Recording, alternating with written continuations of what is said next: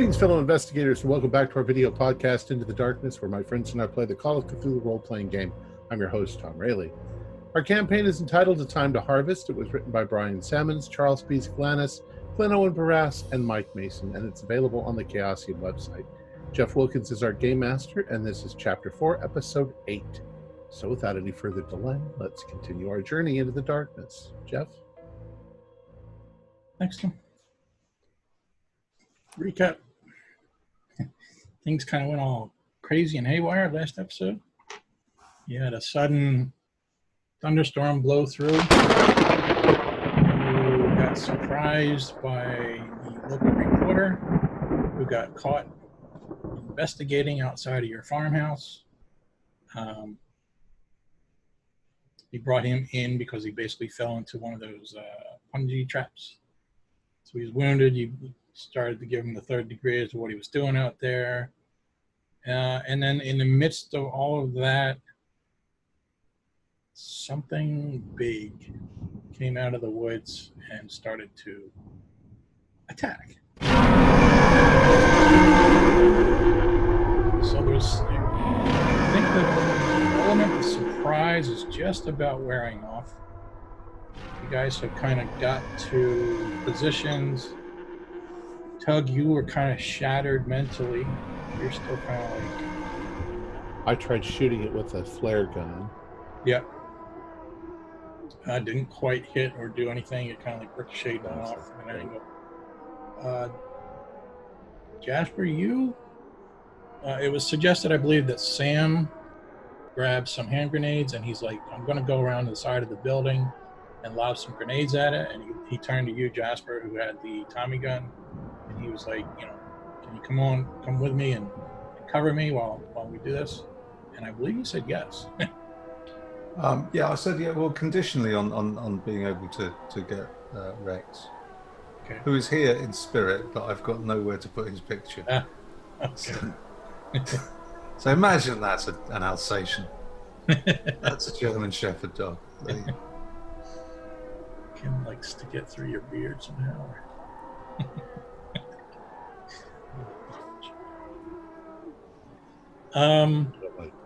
Danny, where were you exactly?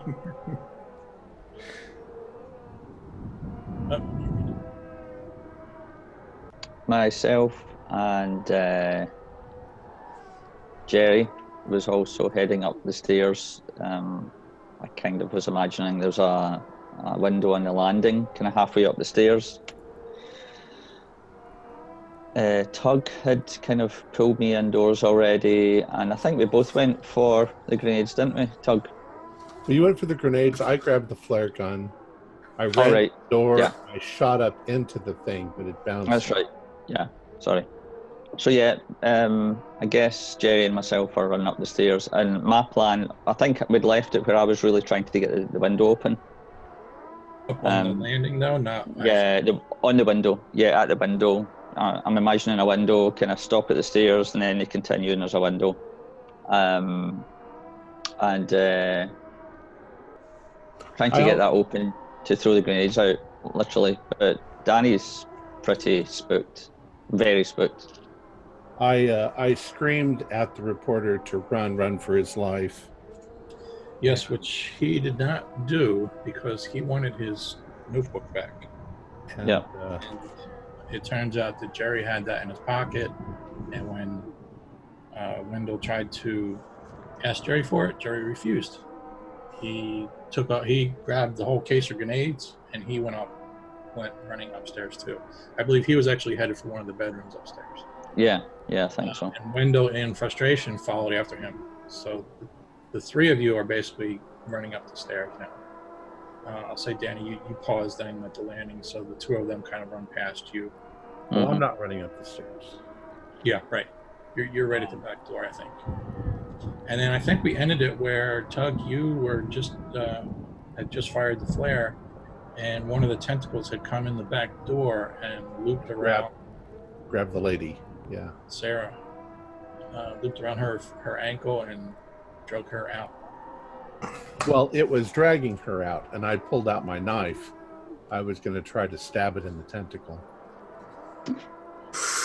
Oh, that's the worst place to be stabbed as well, isn't it? So All right. that's what I'm going to try to do. All right, I'm going to ask you for a dex roll first. See if you're quick enough. 92. I don't even have to check. Yeah, that's not Yeah, it happened all rather suddenly, and you were kind of focused on the flare, trying to see what you could see. And you're not thinking straight, so... right. Um, I'll by the way- probably try grabbing at her, but if the thing is strong, then it's probably just pulled her right out. Yep. By the way, George should be joining us shortly, in case anybody's wondering. He's stuck in trap. Kind of, what can we do to stall so while he's running around with the box of grenades? Well, let me. Let's see. Let's start with Tug. I'm going to picture then you made the attempt to grab her. Anything Right. else you're going to do? I think, well, I saw the others go out the other door to go throw grenades. So if they're going to throw grenades, I don't want to be on this side of the house near the front door. I think I'm going to run out the other door and see if I can join them. I'll go around the way they went. Okay. But I'll be coming back. I'm coming up a round or two behind them. Okay. So that's also going to leave, I got my little notes here. It's going to leave Larry and the mechanic and David, the psychologist, still on the first floor. Everybody fend for yourselves. I also kind of want to get a good look at this fucking thing. I got a flash when I fired the flare off. So I might run the long way around the outside of the house so that I can look up and see if I see the thing. I expect to see a big goat. I think getting a bit of distance away from the house. If Jerry is going to be hanging out of one of the windows, lobbing grenades at it, I mean, I am concerned that might have what we might call a structural effect on the lower floors at the rear of the house. So being downstairs might not be a good idea if that's happening. Well, it's interesting you say that, because I'm picturing amidst all this chaos of action and everybody's sort of scrambling what to do, and grenades seem to be the priority on top of most people's minds. There's actually been very little communication between all of you. So it's almost like you kind of just see other people, like those guys just ran out the front door, they just ran up the stairs, you ran out the front door. So everyone's kind of scattering and there's been no coordination. And on top of all that, the thing now has one of your co-workers. People. So Yeah, but it's torture, lady. factor that into any upcoming decisions regarding grenades. Well, I'm just following Sam because arguably he knows what he's doing. He's had some modicum of training in this, so They might not even see that Sarah's been grabbed. I'm sorry. that's quite likely actually that I wouldn't have seen that. So, and you do have Rexes with you on a leash, right? Yes. And in your other hand is a tommy gun? He's attached to me. I've got the leash over my shoulder, wrapped around me, and both my hands are firmly on the Tommy gun, Okay. which is quite heavy. Tug, what are you carrying? You've got your knife in one hand, and did you still have a flare gun? Yeah, I have the knife and the flare gun. Okay. I want everybody to be able to see what's going on, so I probably will fire the flare gun in a minute, but I got to get it in a better position Okay. to do that. I'll fire it right above the thing. Okay. So, Jasper, I'm going to say you're in the midst of running at the moment. I'm going to come back to you in a second. So, Danny, I'm going to say you get to that landing, and You get to that, it's a smaller window. It's just meant for like peeking outside. It's not really a big full size where you can raise the sash and all. But it's got like a little window thing that you can open. What would you like to do? Tell me what you're up to. I think I just want to lob an underhand throw, because there's all this writhing branches, and you said it was quite hairy looking when we saw it. It was kind of like, I don't know, just stuff growing out of it.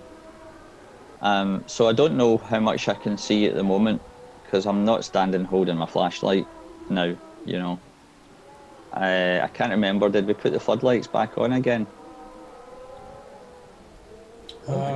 If you want them on, you could yell down to Larry. He's still downstairs. Yeah. Well, if we didn't leave it on last time, I think that would be the idea.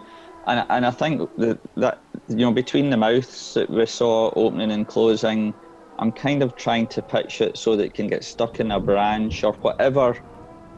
I know a lot of them are moving, so maybe kind of land somewhere in the middle so that it could get caught up in the beast, and if not, it could maybe kind of fall down into its mouths or something. Mm-hmm. So, I'm not scalping it off, I'm not wanting it to bounce off and bounce back towards the house. I'm trying to get it entangled into the beast so it blows up on the beast. Now...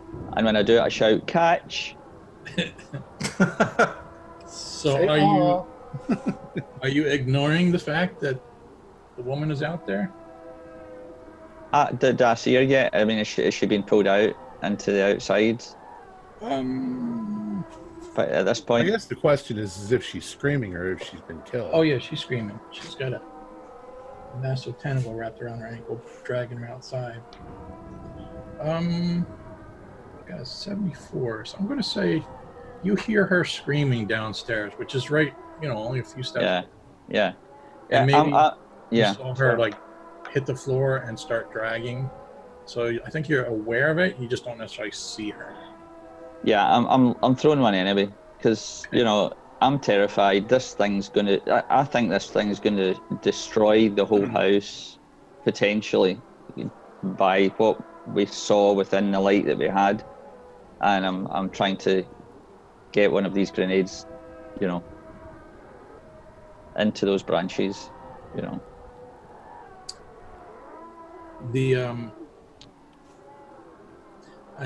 trying to, I want everybody to see if they can imagine this. The level of chaos, not only as to what all is happening, all this is happening at simultaneous high speeds. It takes us a long time to describe it, but all this is quickly happening. But at the same time, you've got a lot of the sounds, right? You've got the thing itself is bellowing out these horrible noises. For lack of a better word, the tentacles, they're like small trees. Some of them are as thin as like a fire hose, or even smaller, like a garden hose. And some of them are like, a good 10-inch around. And those are like pounding the house. So, I mean, imagine like all these things just whipping around and smacking the house. I mean, the sound of that it's crazy. In addition to, you've got the storm outside, so you're catching the occasional lightning flashes and thunderbolts too. So it's just pandemonium noise-wise. And it's always what we've covered like 5 seconds too. Yeah, pretty much. This is all happening at the same time, yeah.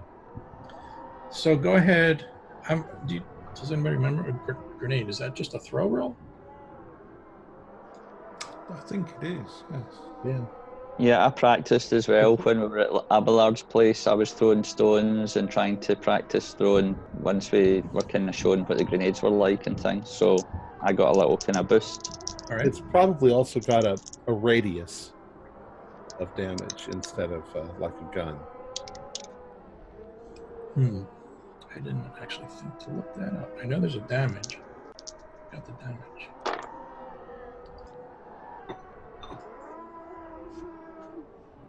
Can I make that roll my practice roll before I actually roll, or do I have to do it?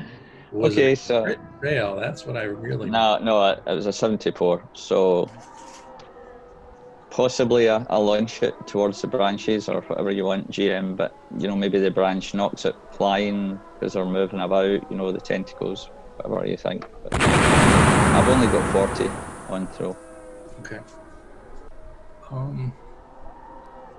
Danny, the landing is kind of on the side of the house. That's what I wanted to. So here's the stairs going up. Mm-hmm. So this is the side of the house here. So it's like. All right. Okay. Not necessarily have a good view of the back is kind of what I'm getting at. Yeah, that probably changes quite a lot, to be honest. Yeah. I was assuming I could see out of the back, kind of on the way up to second floor. So, Let's do some house remodeling. I mean, we could just say I can't see it from there, and I need to go upstairs to one of the rooms. I mean, even the rooms, is that the windows at the side? That's the window. I'm totally fine with putting windows on the back wall there. Where is the thing at?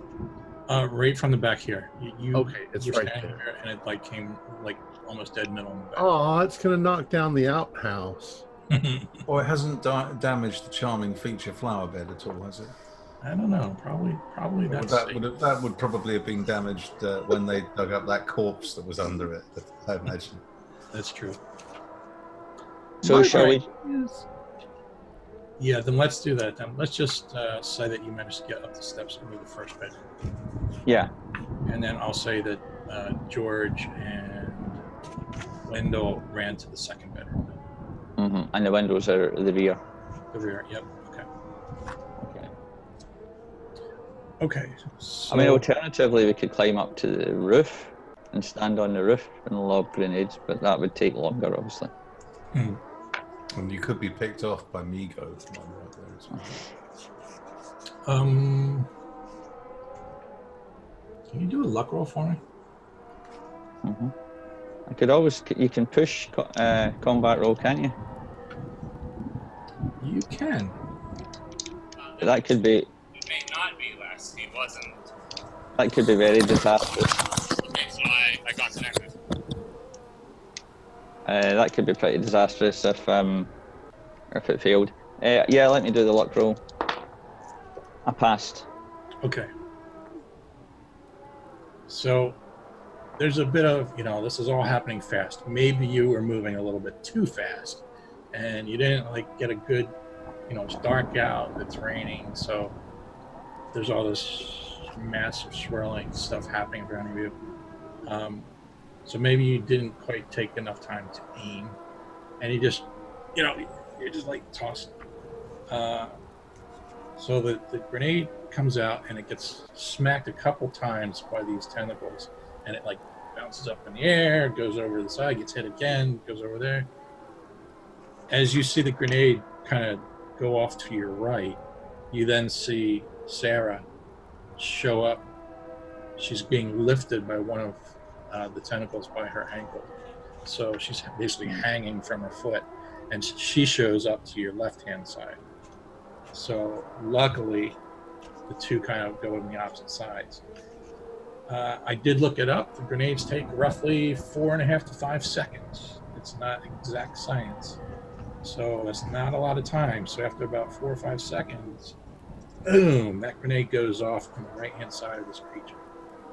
You hear the same bleeding of, it reacts to getting shrapnel in it.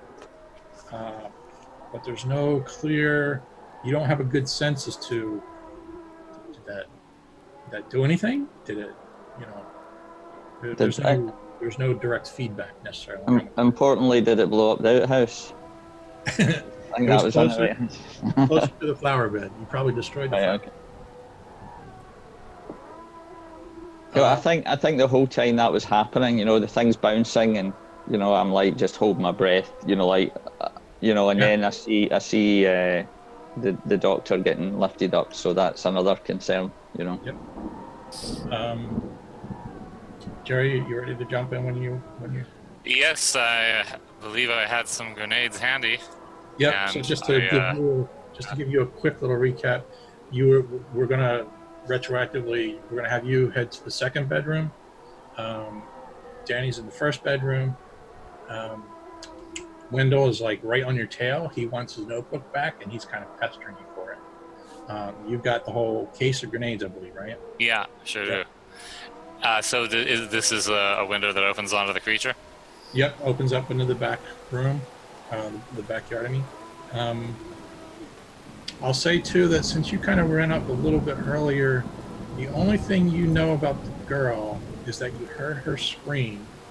So she was downstairs as you were kind of running up the steps. So you don't actually know that she's been grabbed. Okay. Now, if you want to, like, open the window and pause and look, you will probably see her. But I'll leave that up to you. Well, I'll have to pause and look long enough to see where its things that may or may not be mouths are, because my intention was to put grenades in them. So do I notice her when I do that? Okay, yeah, so if you're going to go to the back window, it's dark. But you can hear her. She's screaming in agony, and she's being raised up by her ankle to the left side of the house. So I can see her and hear her? Yeah. Okay. What connects to that tentacle? Ooh. It kind of...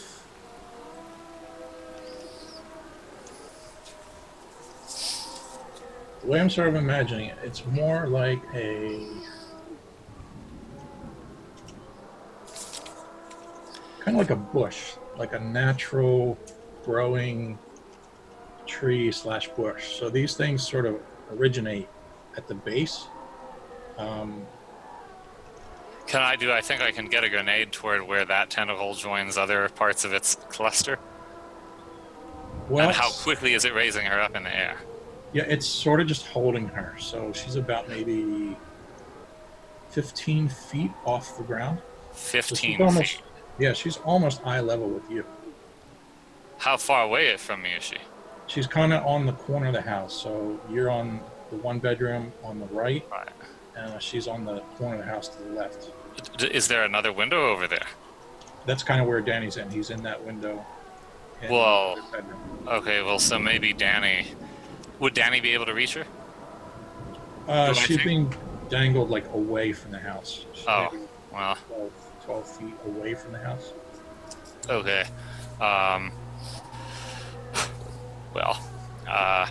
Is it drawing it... You said it's not drawing her closer to it, it's just... She's just hanging there? She's pretty much just hanging, yes. All right. So I'm going to let someone else deal with that. Do I see a maw which is accessible from this window? Yeah, there's actually quite a few, mostly on the torso. All right. Are they different sizes, or are they all the same? Yep, all different sizes. Some are small like this. Some are larger like this. How about the biggest one that's in the right position for me to successfully throw something into it? Okay. But I'll try one. Well, yeah, I'll try one to see what happens, and because I'm not ambidextrous, so I'll just throw one grenade. But I am going to join its hideous shrieking and howling or whatever it's doing with my own appropriate vowels, because I would like to raise my throw by 10%, because I'm more of a marksman than a sportsman. So, yeah. Okay. I'll add that 10%, and some... I'm not even worried about whether or not anyone hears this. I'm perfectly happy to just belt those right out of there. Yeah, I think... I'm sure that will do wonders for Jerry's sanity also. But yeah. Excuse me. Wendell does not seem to notice there's so much going on. That's great. He's like, what? What did you say? He thought you were talking to me. I am going to ask you to roll your sanity now, though. Oh, before I even throw the grenade? Yeah. That makes sense, because I'm doing it first. Okay. Yeah, I fail. Fail, okay. 1d6. Wait, no, I don't. I misread it. Sorry, that's a success, actually. It's a normal success. Actually, I messed up, too. I don't even think you don't roll. That's the cost of casting. So Right. you just automatically do a 1d6 for Sam. Right. Yeah. Oh, I thought maybe this was on top of it because I'm in the presence of the unnameable. Or let's see. It's So got I- a name. Super goat.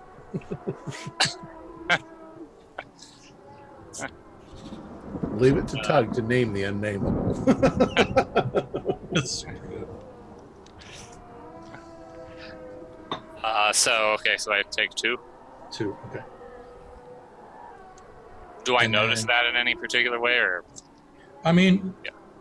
it's equivalent to roughly seeing a dead body tortured or mutilated. So I mean, it's so basically horrific. No. You know, but it's all right. compared to what's going on, yeah. you know, it's all Yeah. relative. Yeah. Also, don't. Could you make a note? 10 magic points. Yes. We'll Yeah. worry about when they replenish. We'll worry about that later. All right. So down the hatch. Yeah. I hope. Hold the pin. Yes, that's a 0-1 Oh boy. out of 39. Nice. You it's almost like a basketball player's kind of how I imagine. So like you're looking out, you've got all these tentacles. It's like I'm picturing like a whole bunch of baseball bats, right? And you guys are lobbing, throwing baseballs at it, and it's just going pop, pop, pop, pop. But you time it, you're waiting, you time it, and you don't even like throw it. It's more of just a little toss, and it just arcs, slow motion, going down, and this thing goes in, and it or not even sure if there's what's going on there, but the jaw closes, and you hear the explosion of the grenade, and you see a nice sized chunk of the creature basically get blown out. Let's go over to Jasper. Jasper, you and Sam are coming around the corner of the house. You are. Did you? You ran out the front. Did you go around to your? So, like, as you're facing the house, did you go around to the right or did you go around to the left? As I'm facing the house from the front. you Yeah. mean? I was imagining that we were going around to the right. Okay. All right. So that's going to go take you past the generator shed that kind of sticks out a little bit. It's it's only like a 10-foot square little shed. But it kind of gives you a little bit of a cover if you wanted to like creep around that or set yourself up where you could like peek around the corner a little bit. I don't want to sort of come around the corner and find myself sort of face to tentacle with the creature, or face to gaping abdominal orifice, whatever. Right. But at the same time, I want to be able to fire at it without getting too good a look at it. Is ideally what I'd like to do. So I'll say that Just Sam, covering it for Sam. Yeah, okay. I'll say that Sam is just a little bit ahead of you. He kind of gets to that corner, and like you, he doesn't want to just rush out into the backyard and be like, "Hey, here I am." So he's kind of like, kind of looking around the corner as best he can to get a good view of this thing. And he's sort of holding up his hand to you, like, "Hold on a second, hold on a second. Do you want to hold on, or do you want to get a good view of it now too?" Like, Oh well, no, I'm holding, but I'm going to defer to Sam okay. on any tactical matter, because he knows what he's doing, or at least I think he knows what he's doing. You keep telling yourself that. He's been trained. He's a security consultant, and I'll say that every now and then, from where you're at, you see one of these tentacle arms go flying past, up high, like second floor, almost high. And at some point in the next couple of moments, that flare is going to go off because I'm going to shoot it right over the Yeah, okay. I'll come to you right after this. and it'll light it up. Zoinks. So I'll say that the first grenade that Danny threw, he did that rather quickly, and it went off just as you were turning the corner. So it was kind of like you almost could see that happening. You saw the big flash of the grenade go off. You saw the dirt splatter, Certainly heard it. Yeah, certainly. I mean, it was enough that you're like, whoa, that was a little closer than what you wanted. If another one of those goes off near you like that, that could be real trouble. And then just as you're getting ready to, Sam's kind of giving you the pause second, you hear heavy footsteps coming up behind you, and you hear Tug panting. And so, Tug, what would you like to do? Well, like I said, I'm running kind of the round way because I want to see the thing. Okay. So you're kind of ignoring Sam's like, hold on a second. He's like, because Sam's not paying attention. He wasn't even sure you were even there. And I'm not really paying attention to them either. Okay, that's kind of how I thought. So I'm running out into the yard a little bit. So if I know the thing is right over there, I'm going to fire the flare gun right above it so that it lights up the scene. Okay. We all get a good look at the thing. Could you give me a sense of, so like, if the back of the house is here, right? You've got the corner of the house. Are you running like past the back of the house, or are you kind of like? I'm running past the back of the house, around past the outhouse, but I'm like 20 feet from the outhouse. So the outhouse would have been on the left-hand side. Jasper and Sam. Oh, on the right-hand side. Let me bring up the map again. Yeah.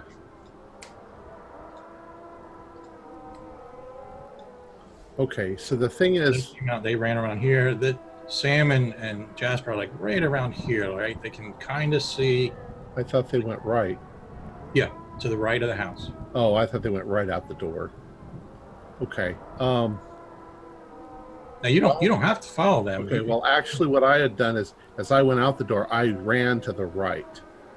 So I ran to the left of the house facing. I ran this way, around this way, and I'm coming up here.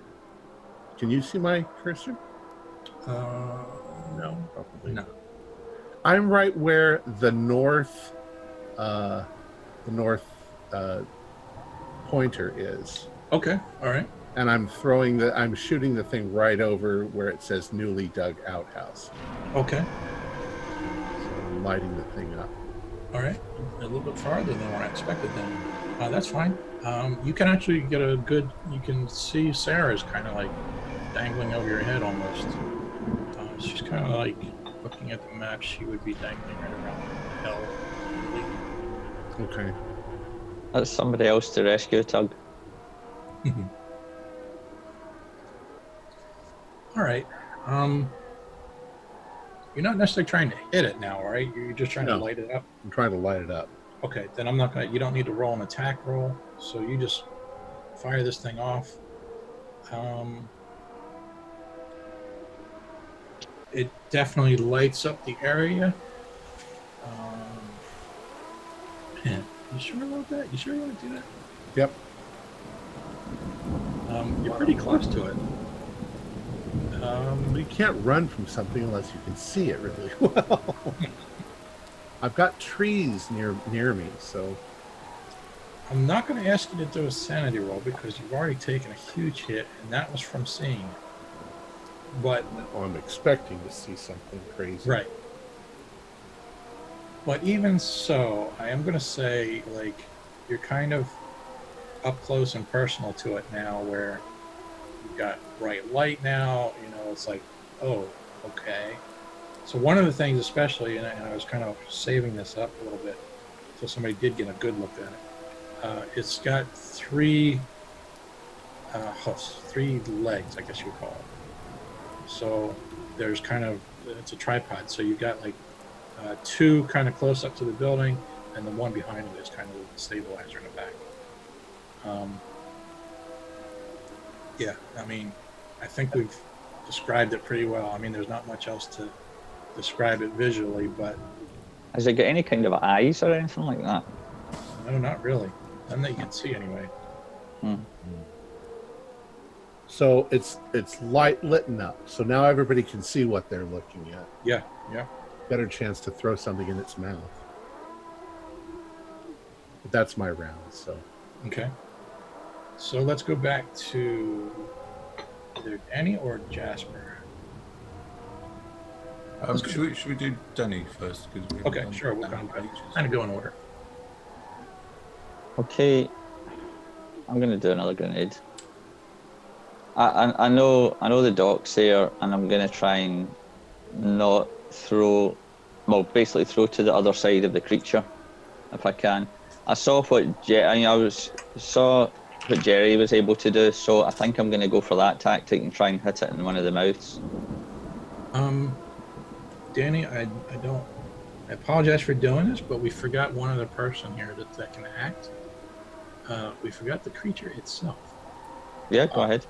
So let's see. If it so much as takes a stomp towards me, I'm running for my life. Mm-hmm. Short session this week. Let's see. The rest of this week's session will be rolling new characters. Well, before the house is destroyed, that was Danny's idea of what he was going to do anyway. Then I'm sorry. Then can you repeat what you said? I'm just saying, before the house is completely destroyed, in the next moment, that was what Danny was going to do before he dies. So you saw what happened with Jerry, and you're kind of trying to repeat his. Yeah, I'm just being a bit facetious. So okay. Carry on.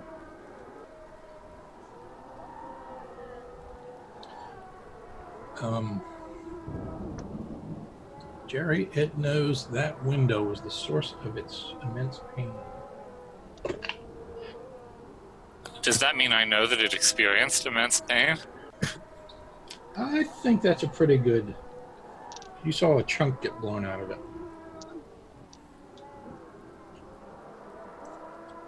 Could you do?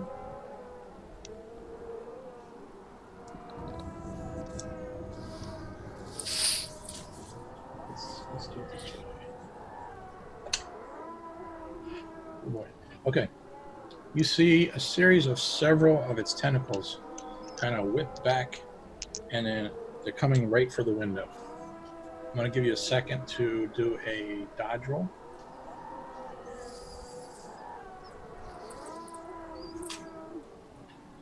Normal success. Normal, okay. These tentacles hit the back of that house, the roof line. You're on the second floor.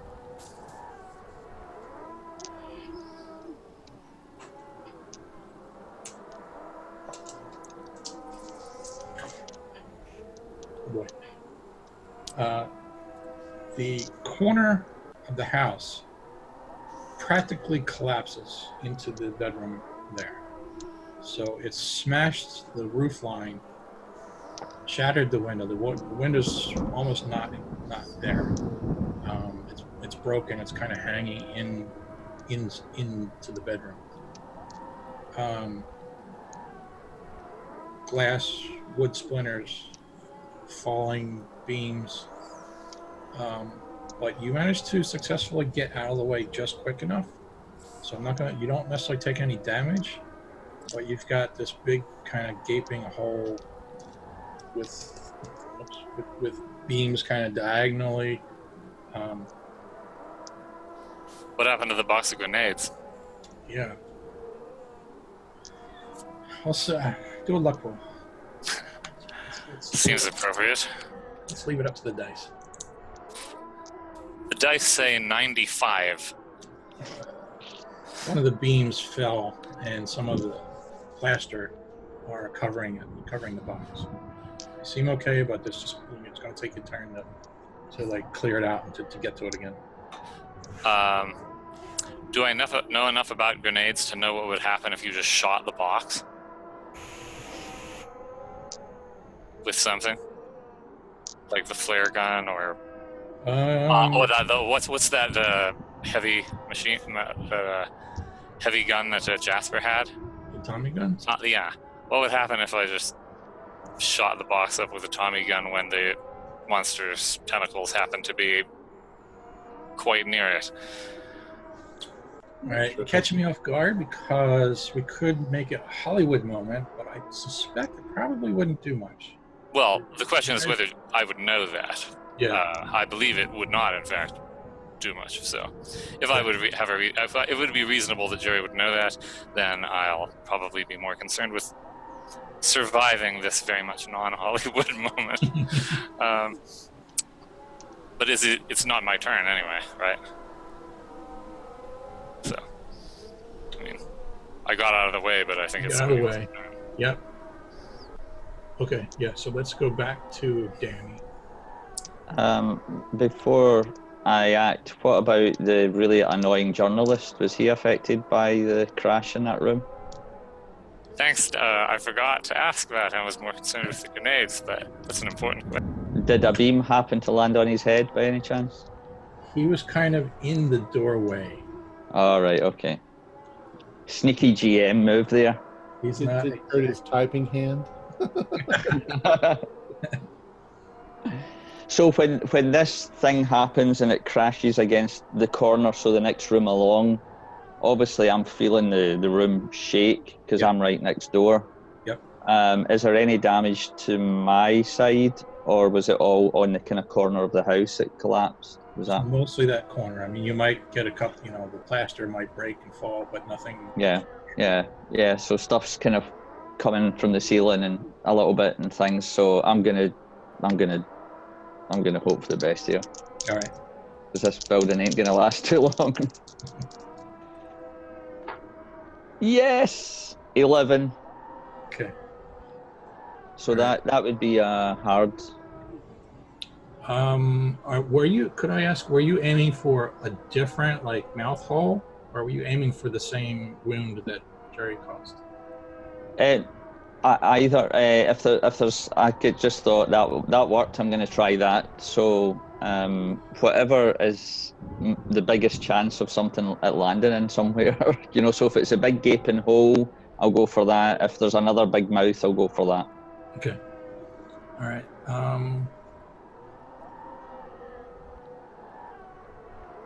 4d10 damage. So let's do that. Give me 4d10, please.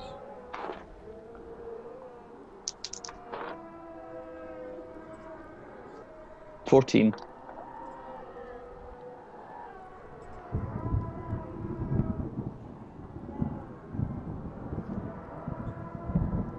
Okay.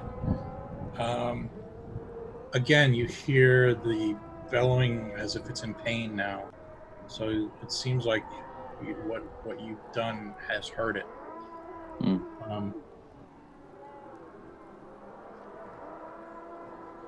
I think the noise it makes almost makes you just want to run away. It's so horrendous, Yeah. And to think that it's only just outside your window, it's that close to you, and it's getting I mean, I think I'm struggling to stay there, to be honest. It's just this is all just too insane. Is the woman still being held on to? Is she still? Yeah, it's kind of holding her back and away now.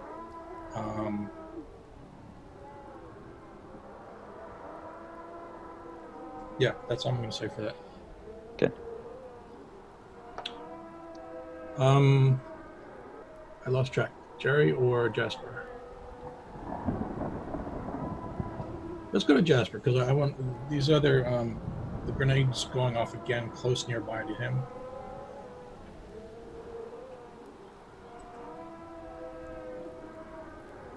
You want to do anything, or you're still waiting on Sam? Or What? Yeah.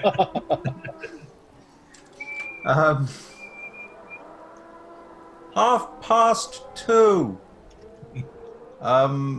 Well, I'm looking at Sam, and just waiting to see if Sam is sort of giving me the sign to open fire. So I'm sort of bracing myself, really. Okay, getting ready and sort of bracing myself and keeping Rex under control. Okay, let's do this then. So Sam's going to turn to you. The grenade from Danny just went off. Again, relatively close, scary close. Sam's going to turn to you, and he's going to go. And he pulls the pin, and he starts to creep out. and he's looking to you to provide him some cover. Okay. I'm gonna lay down a burst of what I, as a 19-year-old student, imagine suppressing fire probably is. Okay. So I'm just kind of Jimmy Cagneying the thing. How do you? I've got a cigar, but I'm pretending that I have. How do you want to? Do you want to be like 3-shot burst, like blah, blah, blah, blah, blah? Or you want to do like 110 shot? Do you want to empty the whole cartridge?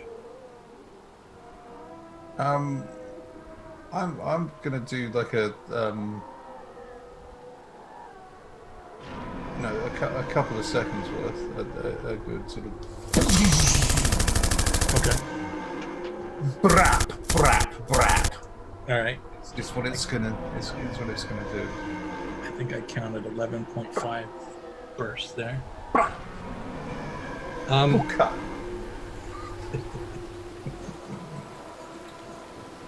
Let's see. How much sanity did you take when you first rolled? One of you got away easy. I lost 4 sanity. I was 1 point away from getting a bit of a prob. Danny, do you remember how much you took from that? And Jerry, same question.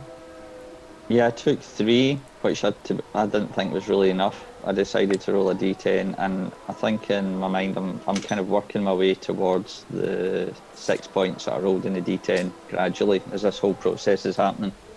Okay. I only took 3 initially. Are you asking initially today or last time?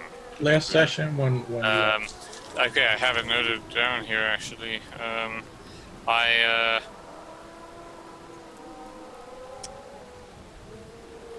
Is it conceivable that I didn't take any? Is that possible? I think the pass was at least a D4. Okay. Then, okay, I see here. So, yeah, I lost 2 last time and 2 this time. Okay.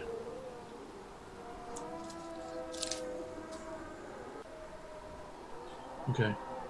So Jasper, go ahead and roll your lethality, the percentage I think I gave you, which was what, 20%? Yes. 17. Ooh, nice.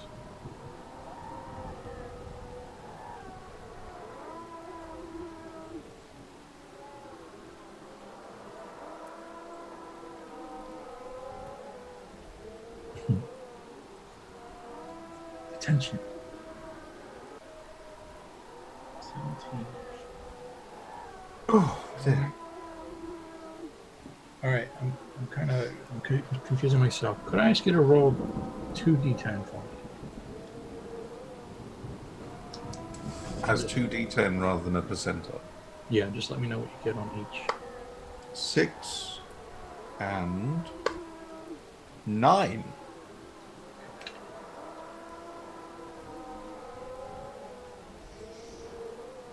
So that's 69 points of damage. Yeah.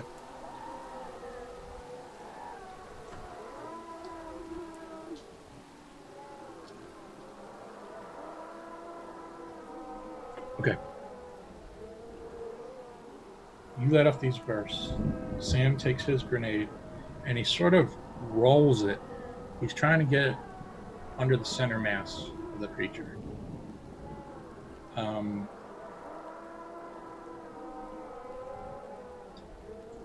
As you're peppering it with the Tommy gun, the slugs are hitting it. You're seeing the mouths kind of like screaming out in pain.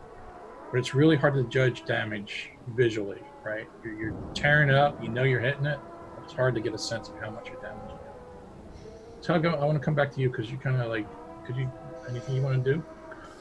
Yeah, I'm going to run for the gasoline storage area and see if I can get a can of gasoline that I can throw at the thing. Okay, all right. I'm gonna And say I know that it's up north because we had to be at least 50 yards from the house. yeah. So it probably looks to everybody else like I'm leaving the scene and running into the woods. Trying to protect the mole people, but I'm not. I'm going for gasoline. Yep, there's a note here saying at least 50 yards distant from the main building. So that's pretty... 150 feet, yeah. All right. I'm running like an athlete. Mm-hmm. Okay. All right, I'm going to come back to you then. Okay. Jerry, I'm going to say the grenade goes off that Sam just threw. Again, you hear the creature yell out in agony.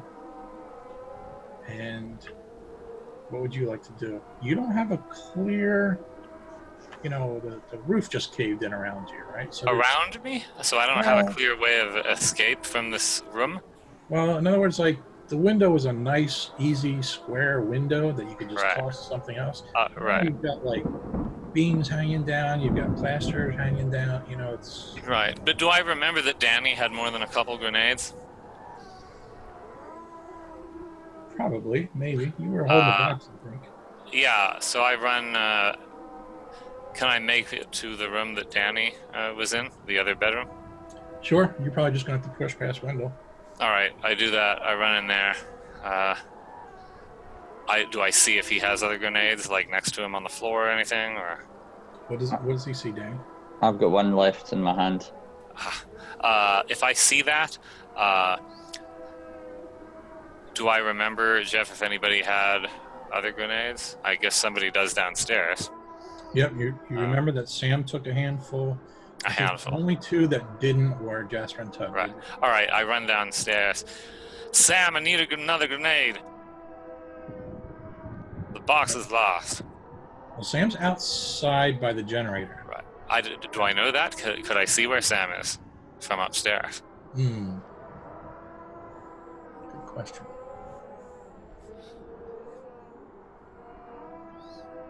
Because I didn't look out Danny's window. I just saw his lack of grenades and ran down the stairs and started shouting for Sam.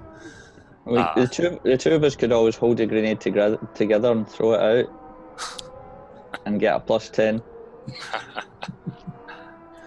That's a good question. I'm going to say you're looking around, you're yelling for Sam, and you see just Larry and David. David. You see them in the living room, and they're just like, they're both pointing the front door. All right. On the way out, I say, Larry, call the backup. And he just yells as you are like running by him. He's like, I've been trying. It's dead. It's dead. Okay. So I get out. You said they were pointing out the front door? Yeah. Okay. I stick my head out there. Do I see Sam? Nope. Do I see any other weapons down here? Like guns left around in places? My rifle's probably where I left it. Do I see anything else? What about the real heavy gun? Or did Jasper take that outside? There actually were 2 Tommy guns. So okay. Yes, I pick one up. Okay. Do I still have enough movement and action left to go outside and take a shot at the creature? I'm going to say this is taking you time to go downstairs, you ran out, then you came back in, you grabbed the gun, you ran back out. So I'll say that this is going to, your move is going to take you to where you can shoot. Is that fair? Yeah, it's a double move, essentially. Yeah. Okay. So, and what is the position at which I will want to put myself to shoot? Well, I'll say this. You probably, from where the grenades have been going off, you probably heard the 2 on the right-hand side. So it's an easy assumption that you would think they're on the right side of the house. All right. So you can head that way. Or you Yeah. can head to the opposite side. Well, question: on what side of the creature is the hole that I blew in it? Their side or the other side? Fixing it on their side, yeah. On their side. Okay, I definitely go over there then. Okay. All right. Yeah. So I'll just say then you turn the corner of the house, you see Jasper shooting his Tommy gun, and you see Sam roll his grenade, and then you hear the loud explosion. Tug, you get out to the back shed there. There's a 5-gallon gas container. I mean, there's bigger drums, but there's also a gallon for like transport. Right. I grabbed the 5-gallon because I can't carry it. Okay. I just snatch it and I start running back. I assume it's full. Yeah, is it? Let's do. Well, I would grab a full one if.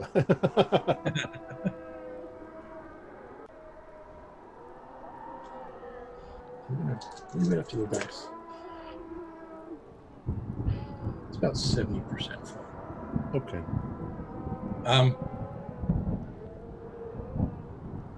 Okay. Yep. So you're kind of running back through the woods now towards the creature. Right. Anything in any particular spot, or you're just heading back? I'm running straight at the creature. Okay. And what I'm thinking of doing is I'll take the gas can lid off and I'll swing it like this. And I just need it to land near underneath it. And hopefully, I'm just kind of hoping all this, that it'll stomp on it. And when it does, gasoline will go everywhere, and then it'll just take a spark to catch it on fire. All right. I like the idea. A little bit risky, a little bit element of chance. Yeah, and I don't want to get too close.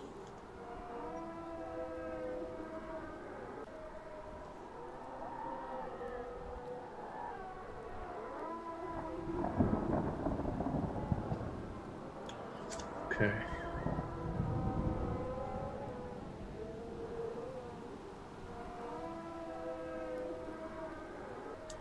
You kind of break through the tree line. You run in. You've been unscrewing the cap as you were running. The cap's off.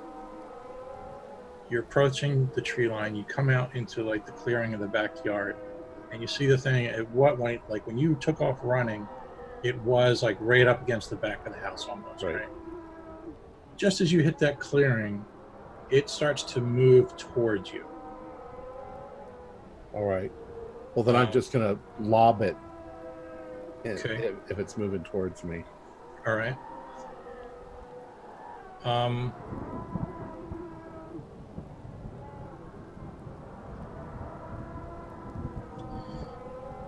I'll let you decide.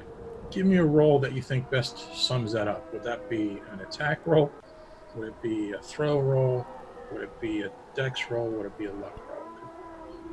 You decide how you want to. I'm not even going to look to see which rolls are best. Yeah, I'm okay if you want to do that too. If you want.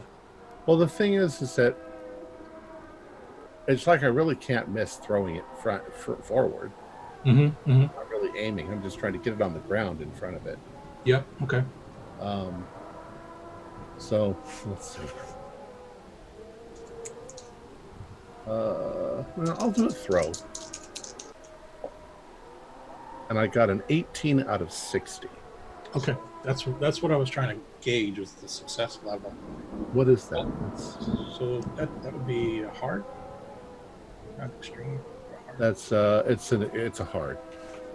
So good, a good, well placed throw. Thing has moved towards you.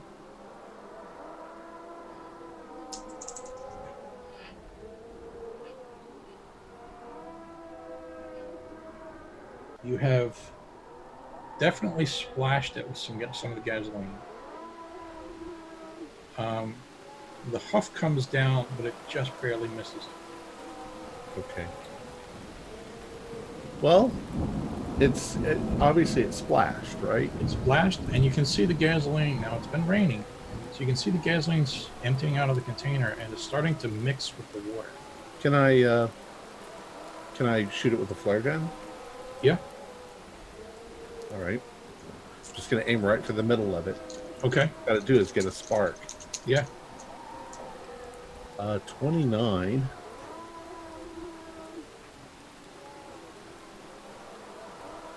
Yeah, that's a hit. Just a regular. Nice. Of course, it is gasoline in a can and on the ground. It'll be like a bomb going off.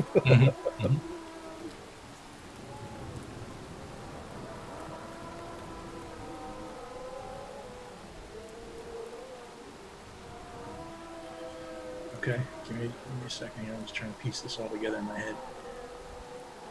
Here's what was happening. When you saw the thing coming toward you, it actually was not attacking you. Right. It was backing up so that it could get a good run at Sam and Jasper.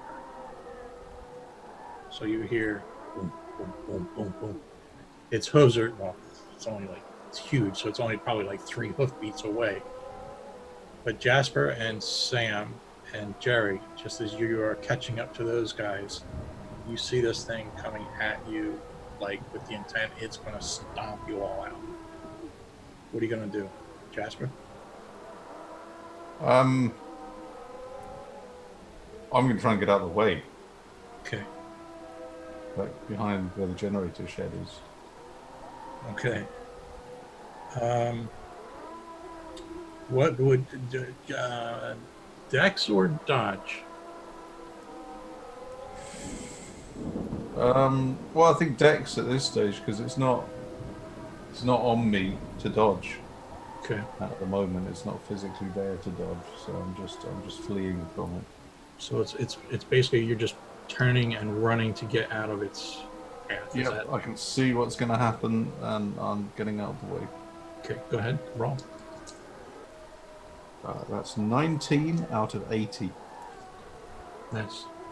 So you see, you saw it back up, and then you see it starting to build its momentum towards running towards you.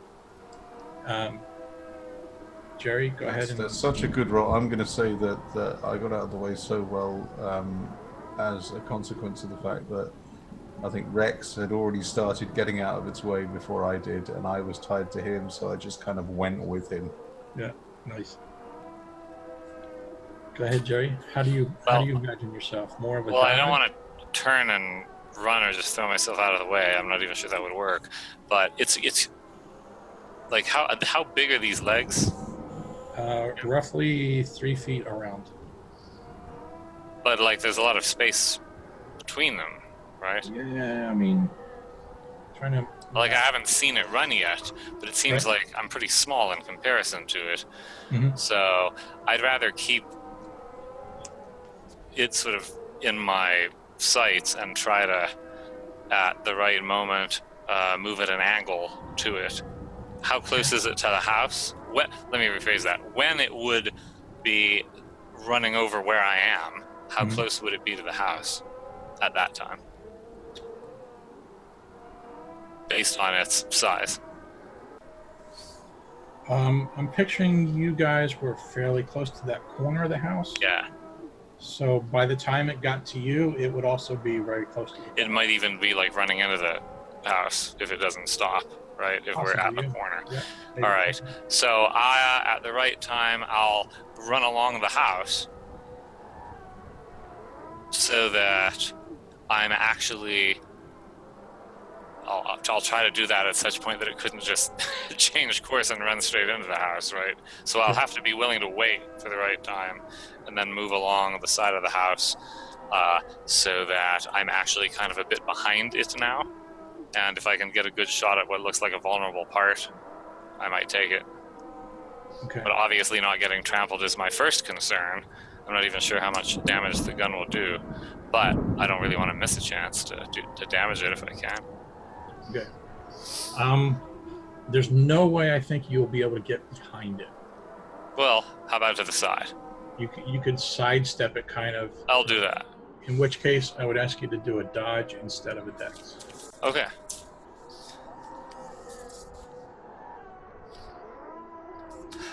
Well, I think that's partly why Jerry decided that, because his dodge is better.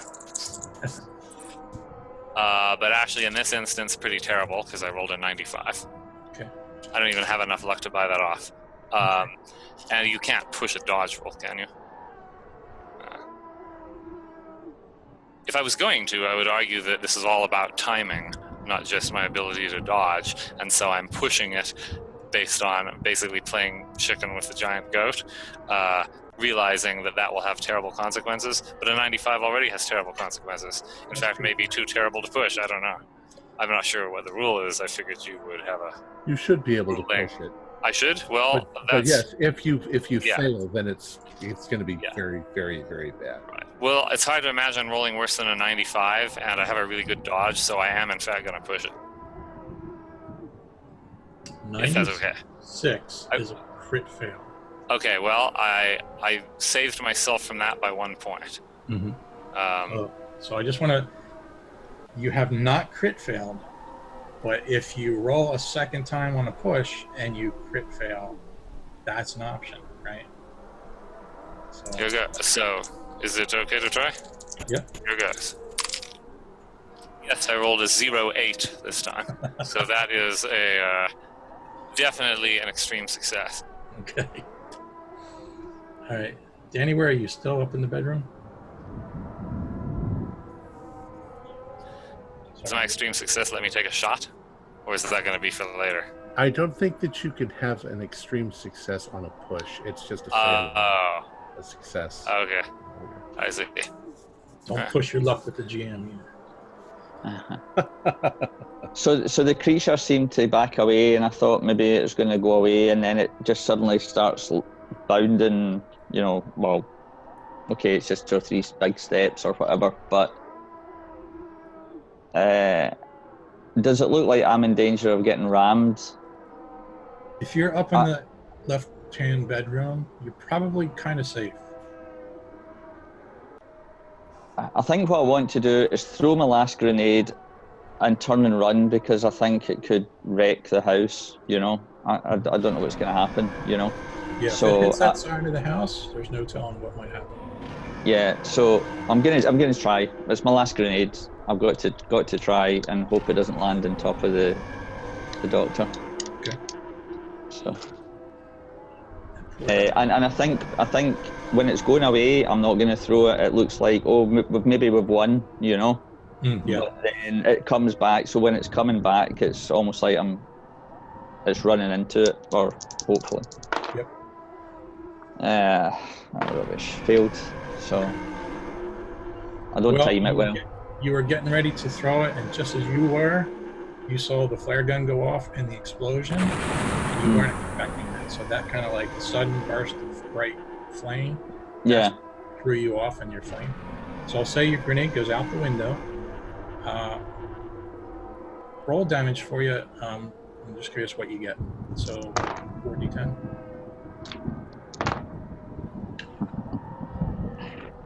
25.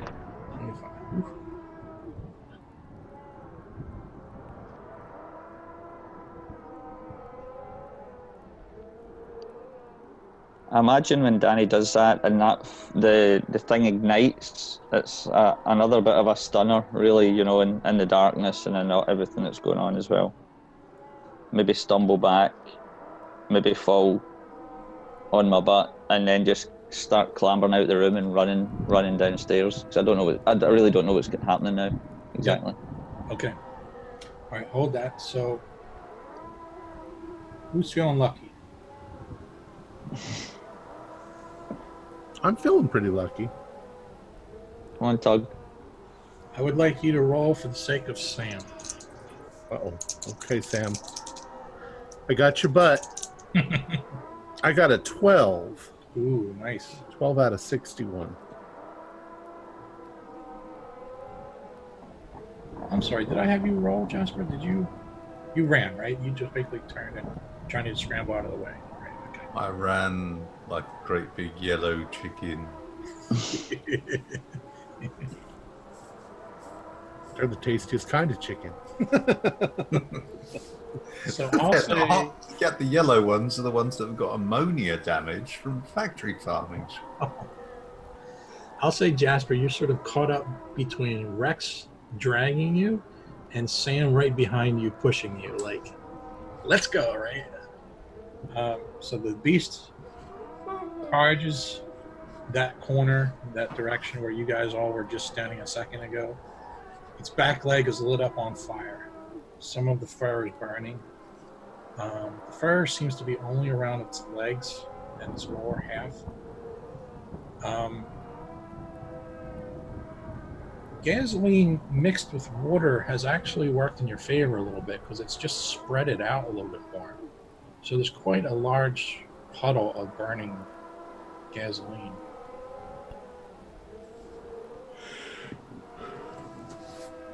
The thing hits the side of the house. It just clips the corner of it. Not that much damage. You guys are taking some good, hefty shots at it, though.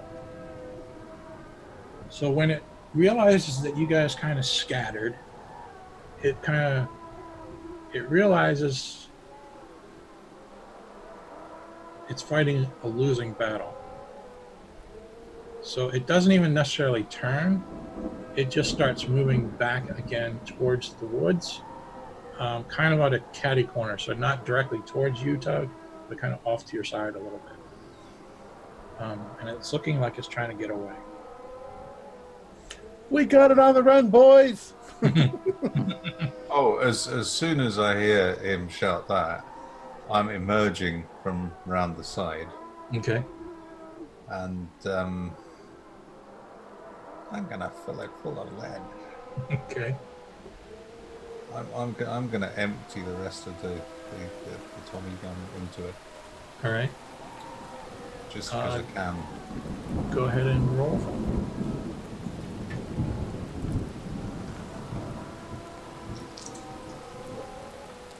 18.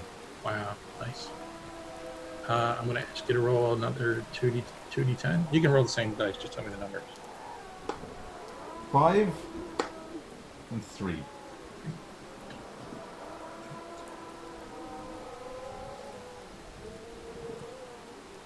And Jerry, did you want to also act? Yes, I'm curious. Does it still have the doctor? Yes. Okay. Then I do want to act. From where I am, do I have a good shot? Has it already moved away? I'm going to have to actually chase it, or what? Yeah, it's moving at a pretty good clip. You probably won't be able to catch it, but you could take a shot at it as it's leaving. Well, I certainly better do that, in which case I'll take as much of a shot as I can. Do I have a shot at that seemingly vulnerable-looking place from here, or did it turn? It kind of turned as it was moving backwards. Well, I guess I'll aim for, again, I'll aim for the biggest mall.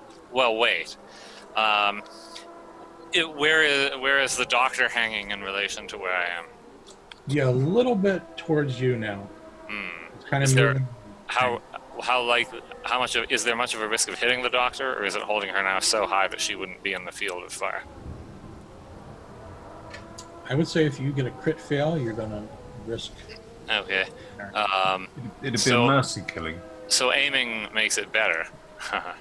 Except I already messed up these rules. Not messed up, but I adjusted things to use the Delta Green. So crit fail. Let's just say a crit fail would be 96 or above again. Right.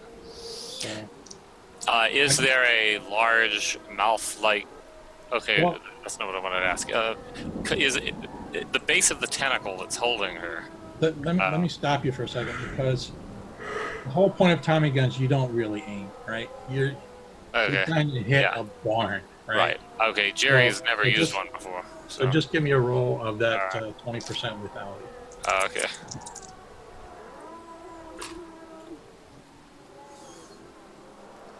Crit fail. Roll a 96. Oh, man. As Jerry realizes that this is nothing at all like shooting a hunting rifle. So you shot like this?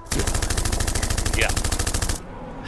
Jerry probably even tried to aim, right? He's probably like, oh, I'll shoot the mouth that's closest to the... But he tries to shoot the mouth that's closest to the tentacle holding the doctor. He shoots the doctor's mouth. It's like, oh, I got that the wrong way around. Give me 2 d10s.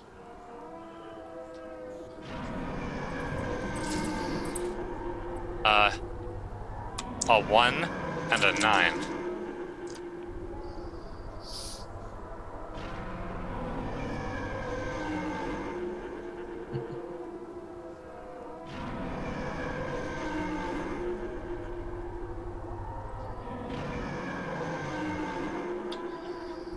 The thing smashes through the tree wood line. It's escaping. As it sort of, I mean, it's hard to say that it disappears, but the flare is just about ready to go out. It's lower to the ground now as it's gotten over the time. So the lighting is not the best as what it was when you first came out there. The thing is disappearing now into the woods. You hear her scream again. And I think with that, we'll have it so that there's a moment of calm. So take a second. Just what would you like to do? Well, Tug, yeah, go. we could hear her screaming. Yep. And it's been busting down trees as it's going. Let's follow it. Yeah, I'm sure Jerry would just immediately take off running after the creature. I want to see where it came from. I want to get the cultists who called it up out of the darkness. And then I want to go after Team B and beat the shit out of them for not showing up. All right. We need flashlights, though. Let me... Is it still on fire? It is, but as it's going into the woods, between the rain, the wet trees, the gasoline being dispersed, it looks like it might be going out. Well, I'm sure Jerry chases it until he can't see it and then goes back to join the others and, get a light and be sensible. But it's probably also not easy to follow it directly because there would be devastation. Yeah. Fallen trees and everything else. So yeah. Well, at least we'll know where it went in the morning because we can follow it once the sun comes up. Okay. So let me go to you next, Jasper. What would you like to do? Ooh. I'm not sure that there's anything I can do if I've just emptied the mag into it. That's what I was kind of thinking. But... So I'm just kind of holding back and really sort of looking to Sam for some sort of prompt and seeing what he's doing. Okay. Let me jump before I talk for Sam. Let me jump to Danny. Danny, what would you like to do? Perhaps I come out the back door at this point and I'm just like, where's it going? What happened, Because I've kind of scrambled down the stairs, ran out one of the doors and kind of got round to, I'm not sure. I don't know what I'm doing. Okay. But I just emerge and I'm asking the guys, where's it going? What's happening? Took the doctor into the trees. Look. I'll say that Larry and David are right behind you, Danny. They come out with the same, what's going on, what happened. It doesn't take you long, though, really, to realize, Danny, that the thing is moving away. So sure. Come on, we have to go after it. I don't know. Is the doctor alive? She's screaming. Well, she was. We have... It's pitch black. It's pouring down rain. There's all manner of fallen trees and rubble in the way. How could we ever follow it in the dark? You have lights. It must have left a trail, as wide as it is. Well, yeah, except that it's covered in fallen trees and branches and stuff. Well, of course, I reckon we'll be slow, but we'll be a lot slower if we don't leave till morning. There's no way we're going to catch her before it eats her. How do you know it eats people? It's got giant mouths with big teeth in them. What else would it do with them? How could Why didn't it eat her right away then? Is it saving her for later? My argument is there any chance of us catching her and rescuing her? I don't think so. And we can follow the trail in the morning when the sun comes up. What if we run into one of these witches in the woods? Maybe we can learn something or something. Witches in the woods. Whatever summoned it. You want to meet them in the middle of the dark? Well, they're not going to be there in the morning, are they? Yeah, but we've got such a disadvantage at this point. How could we possibly? And plus, we're all incredibly exhausted. I imagine, just about ready to pass out.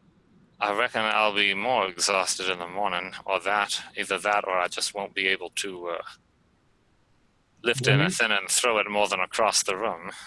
Let me pause that discussion. Danny, you're hearing this. Jasper, you're hearing this. Sam's standing there taking this in. Danny and Jasper, are you leaning one way or another? Are you leaning towards possible rescue? My main thought is, what kind of speed did that go? I mean, are we going to be able to keep up with it, or is it like traveling at miles per hour? And I think Danny would just say to Sam, what do we do? Sam, what do we do? Because I don't know. And it's gone into the woods in the dark as well. Yeah. And its path is strewn with all sorts of things we'd have to climb over. And I mean, is it a speed we couldn't keep up with? It's a speed that I think if you were to run, you probably would not catch it. You might be able to keep pace with it to some degree, but it's probably going to outdistance you the longer the time goes on.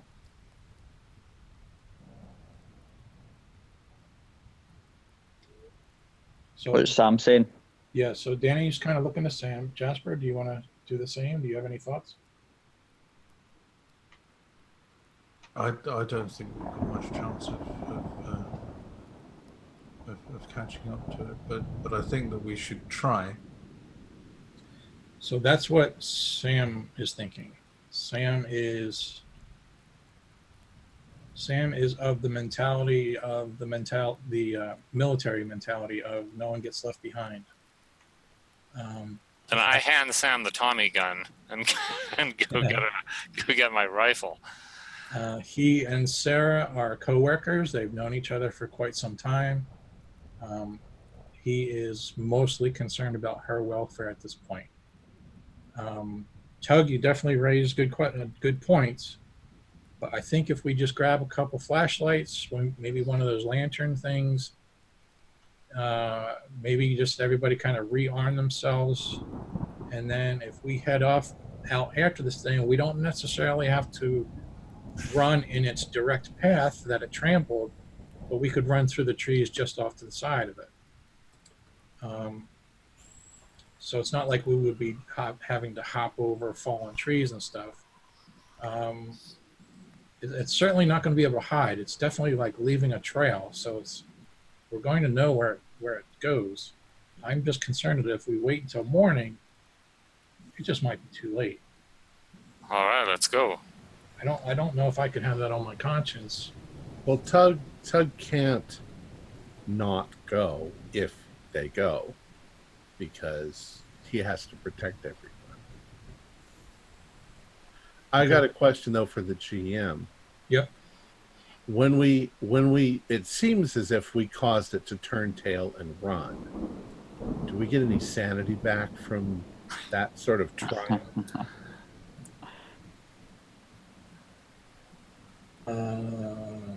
I'll come back to that. Okay. Because I could use some sanity. You do have a psychologist there with you. So yeah, they can't like cure you in a matter of seconds. Right. All right, so Sam's just kind of like rally the troops. Is this what we're doing? Yeah. I'll run in and get some ammo for my pistol. Okay. Yeah, I'm thinking I might need a couple of extra ammunition boxes, because I know that this is just a rifle. I'm going to be taking a lot of shots, probably. I need another drum. I think I'm going to say some prayers like, God, if you're actually up there watching this, use some help right now. Now, I've never been a strong believer before, but... Did you not cartwheel all the way up there? We need something. Just a little bit of advantage. That's all I'm asking.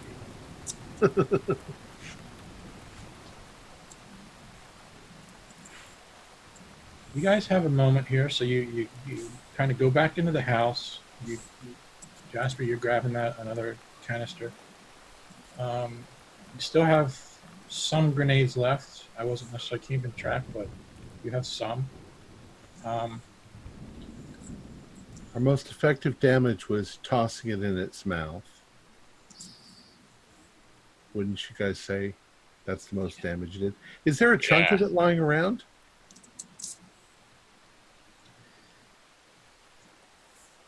Maybe like that. I mean, it was a grenade. It's full. That's what it's made to do, is shred flesh. So there's not like a big. There's not like a mouth sitting there on the ground. You know, it's like maybe pieces. It's enough to go in a test tube. Yeah, I'd say that. If we had a doctor to test it, where in the hell the useless shit for mercenaries that are supposed to have been the second team? How could they have slept through this? Yeah, why doesn't Sam send some people over to get those people? Well, there's no point coming up here to defend us when there's bourbon to be drunk. Maybe they're dead. They're probably dead. If we got attacked, maybe they got attacked. I'll take a second pistol, by the way. I know there were some spare pistols, so I'll take a second one. Sure, okay. Sorry, so did you always have the one, or? I've always had my own revolver. Okay. Yeah. I am going to bring along another 5-gallon thing of gasoline. Okay. They're heavy. I'm strong. Okay. They're kind of awkward to carry. Because I think that's what chased it away. Okay, that's likely. Is Mr. Wendell still around? Where's my book? He's been behind you like 5 steps the entire time, Jerry. All right, I pull out his book, I toss it to him. I say, so are you coming to get the rest of the best story you'll ever see? Maybe interview some witches, or are you going to go take notes on what you've seen already? I will wait here for you, sir, to come back and tell me your heroic story. I'll be looking forward to it. And I thank you for giving me my notebook. Well, I'll thank you for accurately taking down one of the greatest stories that I think anyone will have ever published.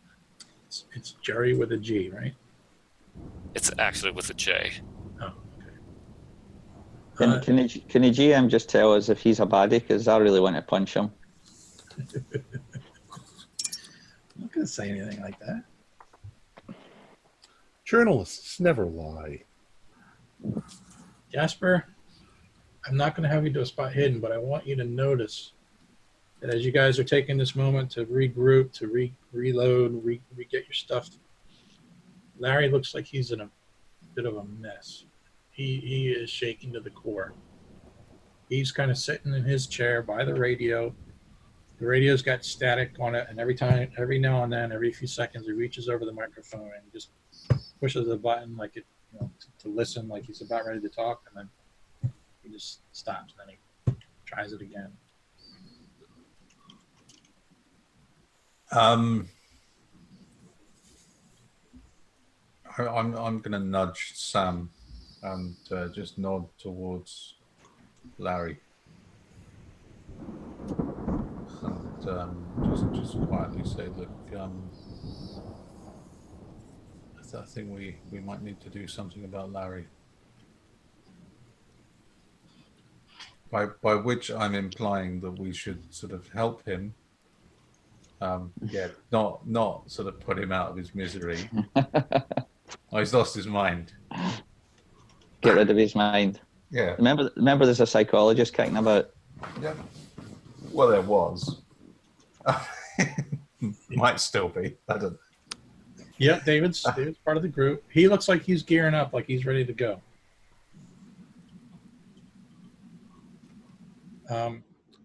So Sam kind of looks to you, Jasper, and he's like, I don't think he's going to be much good if he comes with us.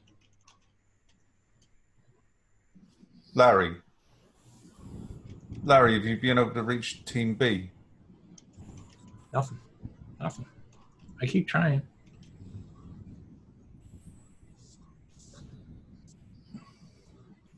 I'm going to take the handset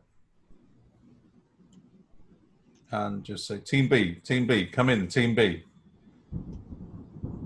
Is there any response? Just static. Probably found some sort of way to block out radio signals. That's why they were up on the roof around the antenna, I reckon.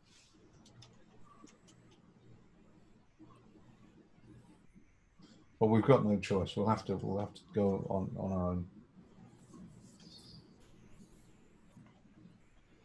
We can't sit around waiting for the others to turn up, because the longer we wait, the further that thing gets away, and the less chance we've got of rescuing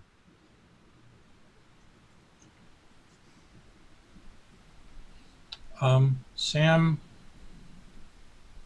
steps over to next to you and Larry, and he says, "Look, Larry, why don't you stay here?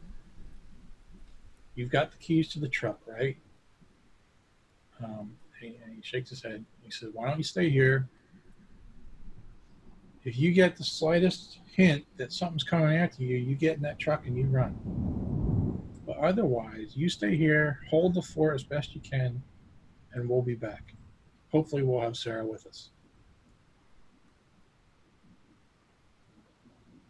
And Larry looks, like, "Whatever you say, Sam." Like, I'll do whatever you want. He just looks beaten, right? He looks shattered. He looks like he feels guilt on top of everything. He didn't really help in that battle at all. He tried his best on the radio, but it just didn't work.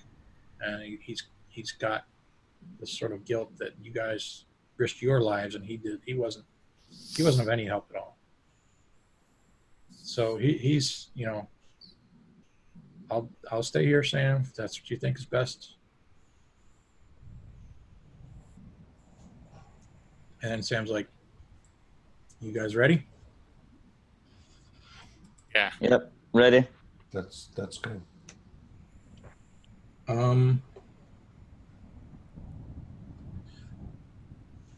Sam pauses for a moment and he looks around at the gear and stuff that you guys brought. Does anybody want to grab any nets or anything? Like, what if we not, clearly we're not going to catch. If we might find one of the other ones, one of the smaller ones, sure, I'll take a net. I'm gonna take a length of rope with me as well. Okay.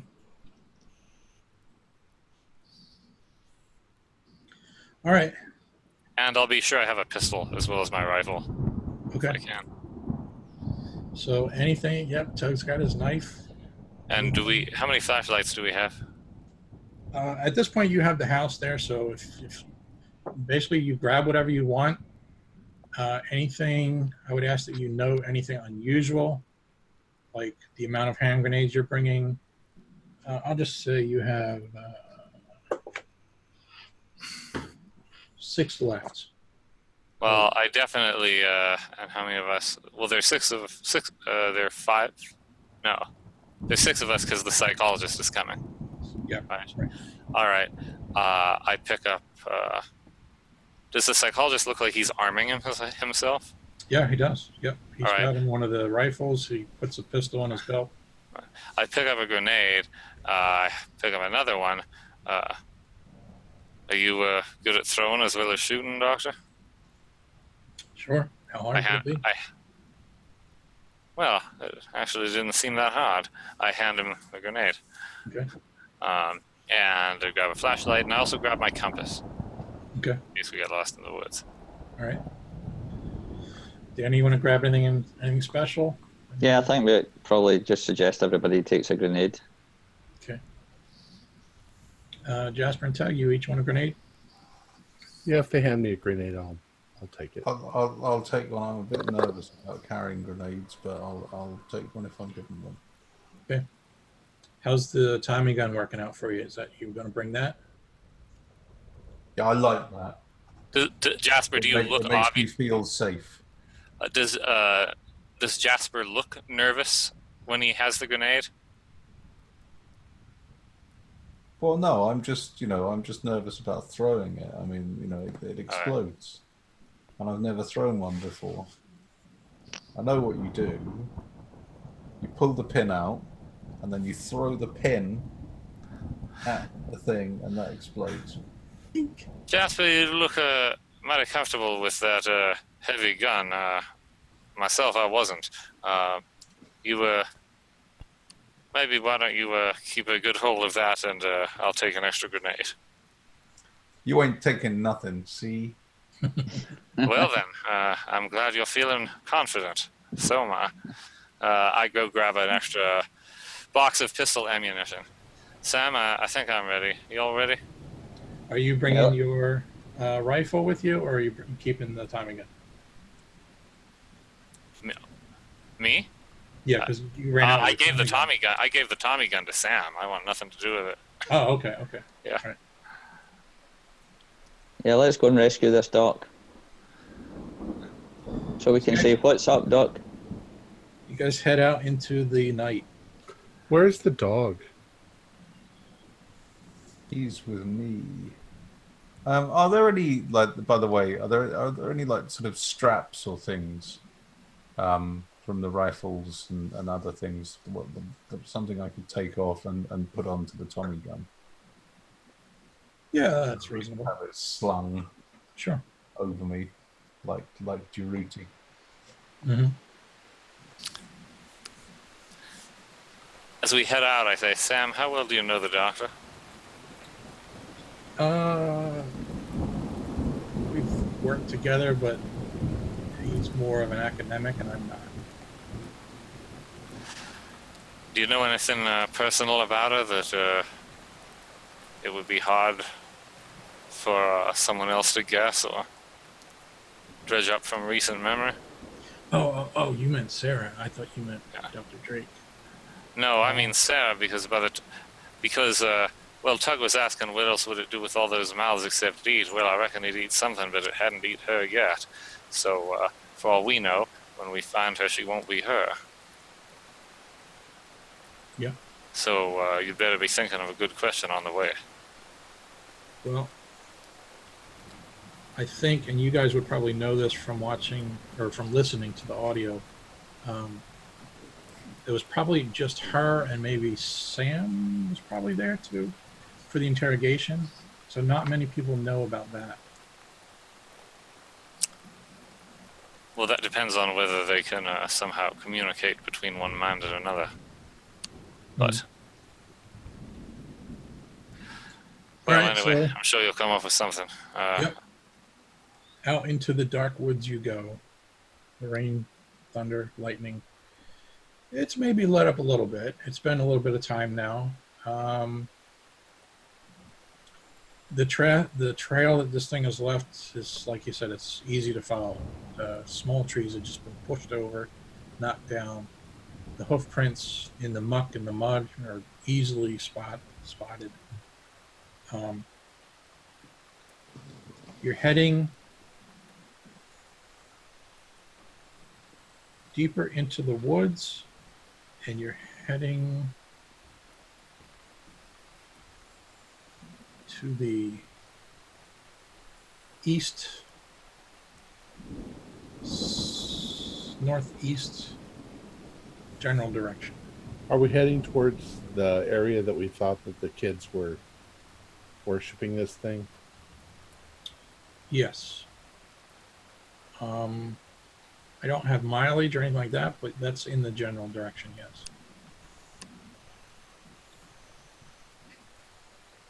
All I right, imagine so that this thing moves more or less in a straight line wherever it wants to go. pretty much. You'll see like some of the larger trees, like if it's easier to go around it, it will. It's not totally with no intelligence. So rather than go through a large tree, it'll go around it. So, Okay. but generally speaking, yeah, not much stands in its way. Anything you guys want to do, or you just, that's the plan, right? You're just going to head and follow this thing, right? Mm-hmm. Yeah. I mean, in the event that we were to lose its trail, which seems unlikely given its scale, we have the dog. Mm. It's Although- possible. Rainy night. I'm Okay. sorry. What did you say, Jeff? I was just thinking, Jasper, you're talking about the dog. I'm thinking with the rain, wouldn't that hinder anything that the dog would be able to track? Or I think something that big and that unusual. And smelling as bad as you said that it smelled. Yeah. And dogs really get into like smelling things when it rains. It seems to bring scents up from the ground as well. That's a good point. What did you say the thing smelled like? Did I? I don't think I did. Just stinking. I think the books say that they smell like the open grave. Yeah, that's right. I do remember that. Yes. Sorry, Tug. I think I cut you off. I don't even remember what I was saying. Okay. So you're basically, you guys are just tracking this thing then, right? Yep. Oh, I was saying that if this is some sort of supernatural thing that the witch has summoned up, our trail could just suddenly stop because the thing goes back wherever it came from.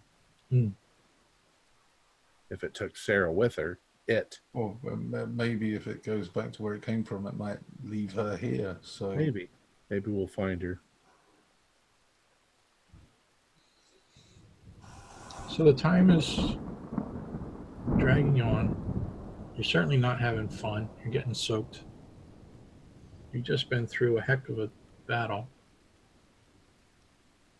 The thought that, every now and it just hits you again square in the face, like, what are you doing, right? You're chasing after a huge super goat-like creature. Who's good at tracking? I have a 31. I've got 40. Could each of you do a track roll? Fail. Failed. Okay. Rex has 60. I'm not necessarily looking for the actual tracking ability. I was looking for something else. Bells. The ice cream man. Haunting bells in the woods. It's the Bell Witch. The bell witch track. All right. Jasper, you have a somewhat clear mind. Do you have either navigate or natural world? I have both of those at base. Base, okay. All right, let's just give it to an idea roll then.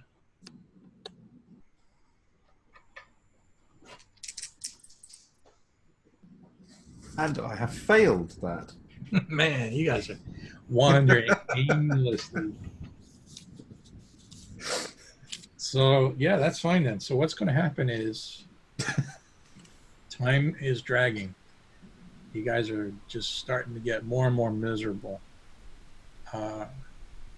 But the idea of leaving Sarah to whatever is waiting for her, it just doesn't seem right to let her suffer like that.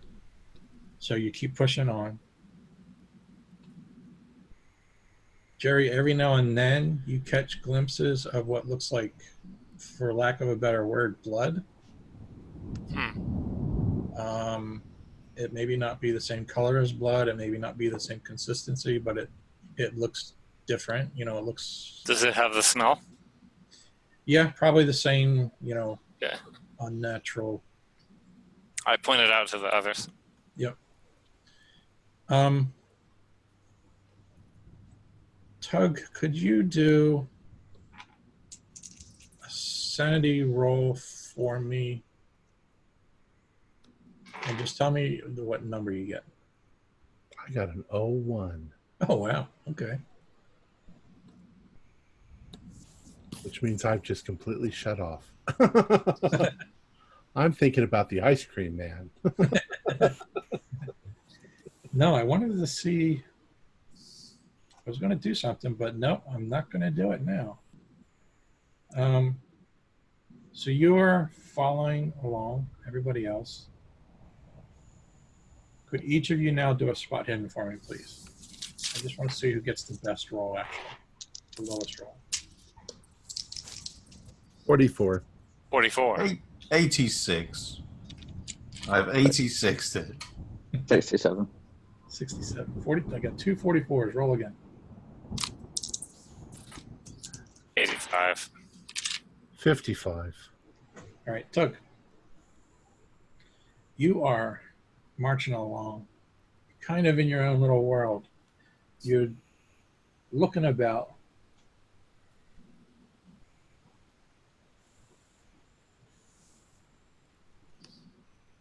Before I say anything more, could you just tell me, are you guys using your flashlights? Okay.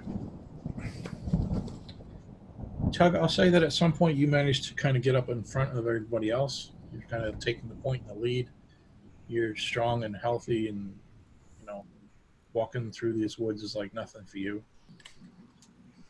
You realize that you're getting closer and closer, and you're trying to where are we? You're trying to keep a sense of direction, and it's difficult. But you suddenly realize that some of the terrain looks a little bit familiar. And it strikes you that you're approaching the same area where the underground cave in the stream or the river was. You're pretty sure that that's not too far up ahead. So I probably can hear the water. Yep, the stream is running along the base of the mountains. I go, guys, we're heading for the mountain, the cliffs area. I think the pool is over that direction. So maybe they summoned it up not from some other realm, but from below? Yeah, maybe there's another entrance. Maybe it came out the mountain somewhere. Yeah, maybe we just didn't look far enough. Yeah, well, if we follow its trail, then It chances should take are us we'll- right to it, right? Yeah, we'll find a way in. So as you say that, Tug, it looks like the trail crosses the stream and is now starting to go up the side of the mountain. Not like cliff wall climbing, like Right. just a gradual section where it comes up. There. I think that if it can climb up this thing, we should be able to climb up this thing. Yep, sure. So I think it went that way. Unfortunately, it also means that if it gets onto the rocks, we won't really be able to. We'll probably lose its trail. I It's think kind we of should just kind of figure out where it could be, because there's obviously places where it couldn't be, or it would just fall off the mountain. Yep. What were you going to say, Dan? it's kind of bleeding though as well. There's stuff coming out of it, so we might see that. Mm-hmm. I was going to say, oh, we forgot mountain goats. This is a damn giant mountain goat that they're very agile. So you guys are sort of making your way up this incline now. And Tug, you're kind of on high alert. You're scanning up ahead of you. You're looking. You're struggling because as your flashlight and anybody else behind you who has their flashlight, the shadows are playing tricks on your mind, right? Every shadow that moves with the shadow of the flashlight looks like a moving tree. So there's a certain element of you keep it, what was that? Is that? No, that's not it. It's the shadow. But suddenly you get to the point, you've gone up this hill a little bit. You think you see the thing up ahead of you, maybe about 100 to 200 yards away. So pretty far. There it is. you see it? Can we see it because it's moving? It's more of the dark outline shape than anything else, right? So now you kind of know the general shape of it with the 3 legs, with the, like a heavy, wide base to it, this taller, slender trunk in the middle, and then the sort of tentacle top to it. So you have a rough idea of the whole silhouette of it. And that's what you think you're seeing up ahead, that this thing is just kind of like standing there. It's not doing anything. I think it's right there. See it? What if we shine our flashlights at it? Sure, you can do that. Is there a way that we can sort of spread out so that it doesn't have like one target it can go after? Yeah, you can do that. Spread out. Spread out if we can. Yes, I think we should definitely do that. It seemed to deter it last time. I think it confuses it. The only thing I'll say, if you do that, I'm going to make it a little bit hard for you to communicate. So there won't be, you won't be able to whisper to hear each other. You're going to have to talk at it. You can maybe use the torches to signal if we're moving on or going round or something. Do we hear the doctor? You do not. Well, let me put it to a spot. Listen roll, I'm sorry.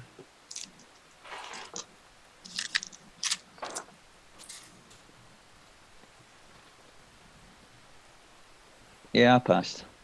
Yes. So much rain and noise. Oh, so did I. I got 19. Or is it 109?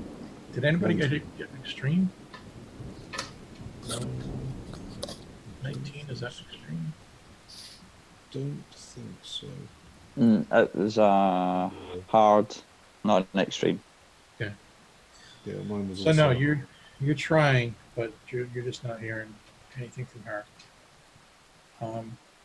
But on top of that, you're not hearing anything else except the rain and the occasional thunder. Everything else seems to be quiet. Maybe this thing lives on the side of the mountain and it just comes down when they call it. Maybe. So we're going to spread out then and try and surround it. Maybe after this it won't be living much longer. Yeah, let's see how close we can get before it notices us. Okay. Yeah, I'm gonna try. Jerry likes the spreading out idea, and I'm gonna treat it like I'm hunting something, which apparently I am. So Yep. I'm going to creep up on it. I mean, does it? I don't think I've ever hunted goats, but I might have hunted in mountains. So I'll try to use whatever I think I know to get close to it and close enough to get a good shot in the gaping maw again. Okay. Oh, well, I have one grenade. So before taking a shot at it, if I can get close enough to really get that grenade right down inside of it, that would be ideal. So safe to say then that you guys are approaching cautiously, is that? Yes. Yeah. Very completely cautiously. Okay. And we're not, I think I would suggest not completely trying to surround it, because if we're going to use grenades, somebody's going to get blown up. So we leave, kind of like a semicircle. Okay. Is it up against the woods, or is it up against the mountainside, or is it out in the middle of a clearing? The trees have gotten a little bit lighter, so not necessarily what I would call heavy woods. And where it's standing, I would say its back, but it doesn't really have a back. Its back is sort of towards a more of a very steeper cliff face. Could I ask you each to do spot hidden?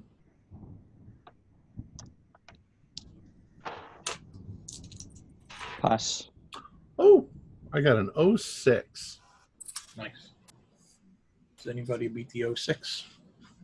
Tug is on point tonight. Point. You're getting closer. The thing is not reacting. You're shining your flashlight on it. It doesn't react. It just seems to be standing there. Very slight movement or sway to it.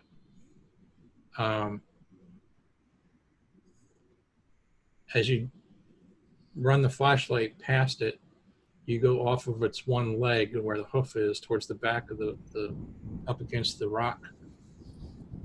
You're pretty sure you see an opening. A cave opening? Yeah. Can we see the dock? No signs of the doctor.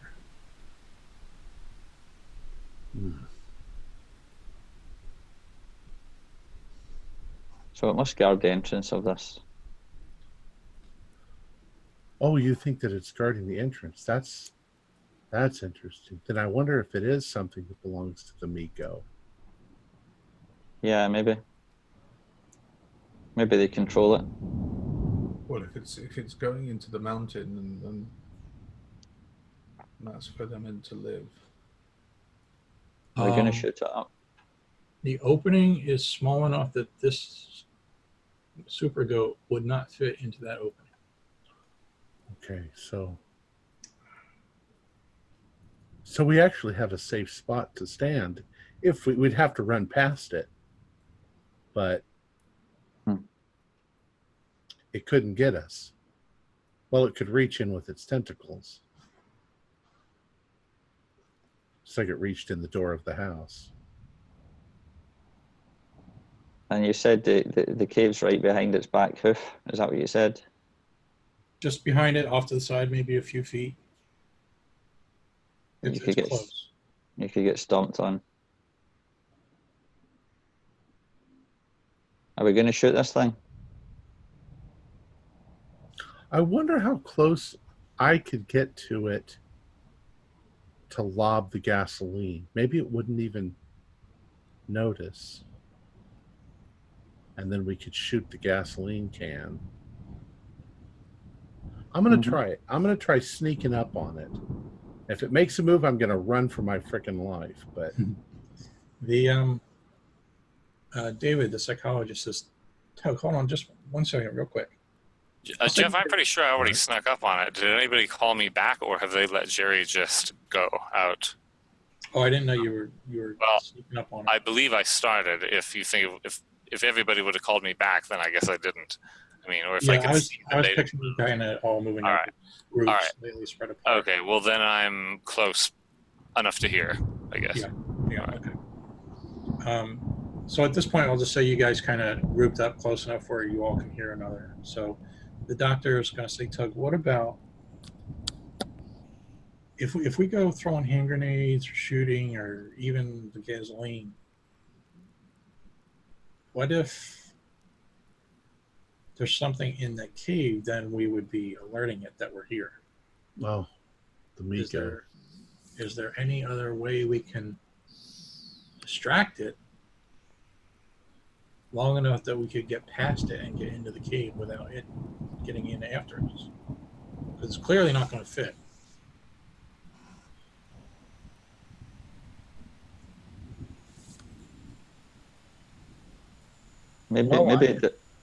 Sorry, Tug. Maybe it delivered the doctor into the cave for the Meagle. Maybe I could get its attention, and you guys could run into the cave while it's distracted. Oh, that's dangerous. The doctor kind of like, I didn't necessarily mean that one of us had to volunteer, but it's certainly an option. I don't know. I don't want anybody to get hurt. Well, thanks for volunteering, Doc.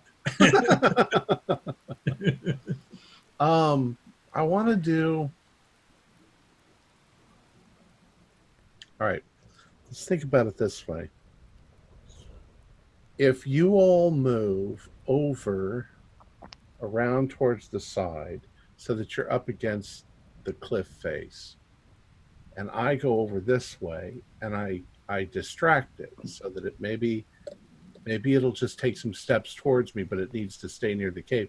You guys can slip in right behind it and go in the cave. Well, what are you gonna do? Well, I don't know. I'll figure that out somehow. Or Tug, we could maybe light a fire and sneak around. You know, if you Well, want. I've got all the gasoline. We could pour out the gasoline on the ground and start a fire and see if it comes over to, maybe it's like Smokey the Bear and it wants to stomp out the fire. I don't know. The fire won't make a lot of noise unless we ignite the whole canister at the same time. It would go off like a bomb, but if it's just fire, that's not necessarily noisy.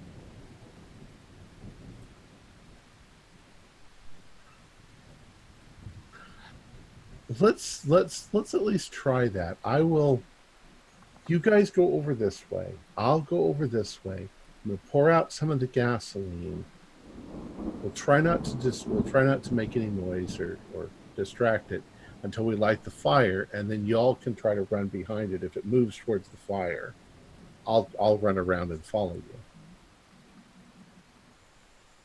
Yeah. Sounds good. All right. So that's what I'm planning on doing. I'm going to pour out gasoline. Okay. It's 2 hours if you want to. Let's just go for just a couple minutes. Okay. Let's just see if we can wrap this up real quick.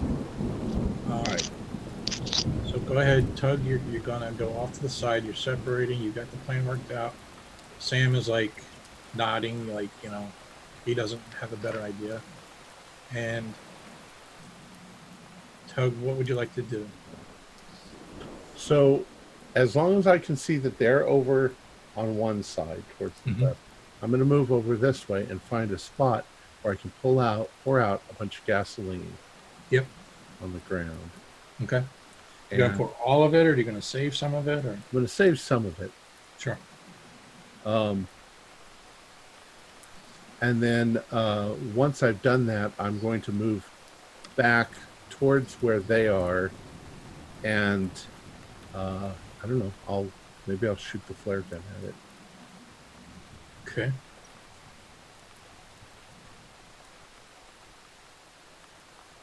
From where they are.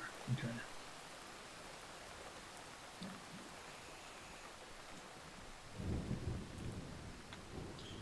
All right, I think I'm gonna have to put that to a flare gun shot then. Okay. So firearms. I got a 19. Wow, nice. Getting good with that flare gun. It's not. It's 18 is a hard, so it's just a regular. Okay. So you got this all worked out. You've got your gas plan. The flare goes off. You see it kind of spiral through the woods, missing all the trees. Hits that pool of gas that you poured out. Poof. Ignites. The creature, like I said, it doesn't really have a front or a back, so it just kind of turns a little bit, and it seems to notice the fire, and it starts to stomp over towards it. Okay. So you guys have a few seconds. And I've turned off my flashlight, so that I'm just running. Yep. Yeah, we were ready to go in the cave. Running in, right? Yeah. Last minute, or we'll call it right there then. Okay. That's a really good dramatic spot to stop it. Our players included Nick Swan, George Sieg, Ken Trench, myself, and Jeff Wilkins as the Keeper of the Secrets. We're currently producing up to 5 shows a week with music and sound effects added in post-production in order to create a richer listener experience. We provide audio-only versions of our shows free for you to download from Podbean or iTunes. The costs involved with the show are provided almost entirely by our patrons. Without them, we wouldn't be able to do what we do. If you'd like to become a patron, visit our Patreon account. Just $1 or $2 a month helps us a lot. You can find a link in the description below. Like, share, and subscribe to our channel and punch that bell icon for updates on our latest shows, and leave us some comments. We enjoy reading them and answering any questions you might have. And follow us on Twitter at ITD, which is ITD Podcast is our handle. This is Tom Rayleigh, together with all of the members of our gaming club, inviting you to journey with us once again into the darkness for another adventure to the universe of H.P. Lovecraft and the Call of Cthulhu role-playing game. Until next time, good luck and good gaming.